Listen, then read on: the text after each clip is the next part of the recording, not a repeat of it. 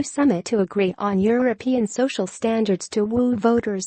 Gothenburg, Sweden. Reuters. European Union leaders will proclaim a set of 20 social rights on Friday in a bid to make the EU more appealing to voters and counter Eurosceptic sentiment across the bloc.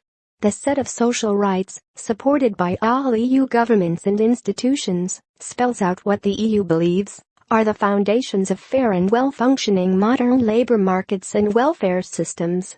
It encompasses principles ranging from equal access to jobs, to fair working conditions and wages, and social protection and unemployment benefits and training. We had a financial crisis, we have a migration crisis, we have too high levels of unemployment in some countries, we have a deterioration of working conditions in some sectors, said a senior EU official involved in the preparation of the Gothenburg summit. All this has made some people lose confidence in their governments, or in the European Union, has led to dissatisfaction and concern, as we have seen in the results of some elections. There is certainly a need to respond. Britain's decision last year to leave the EU made the bloc reflect on the way forward, including putting more emphasis on social policies, a second official said. This summit has a lot to do with the identity of the European Union as it is emerging after the wake-up call of Brexit, he said.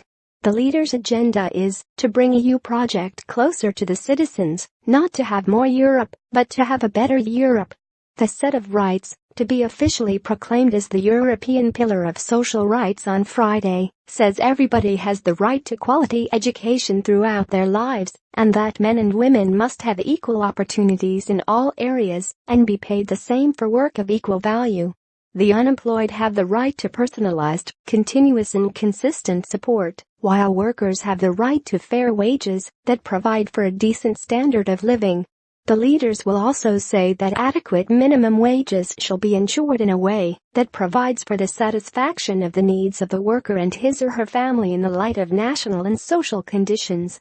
Officials said that, while the rights would not be directly enforceable by the EU, they established a common EU standard which the European Commission will refer to when issuing its annual recommendations for policy changes to each country.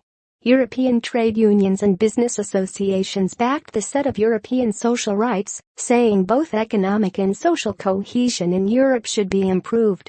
A particular effort is needed to improve the functioning of our labor markets, in particular to give our youth prospects of a bright future, the business and trade union organizations said in a joint statement. We want Europe to continue to have the most highly developed social systems in the world.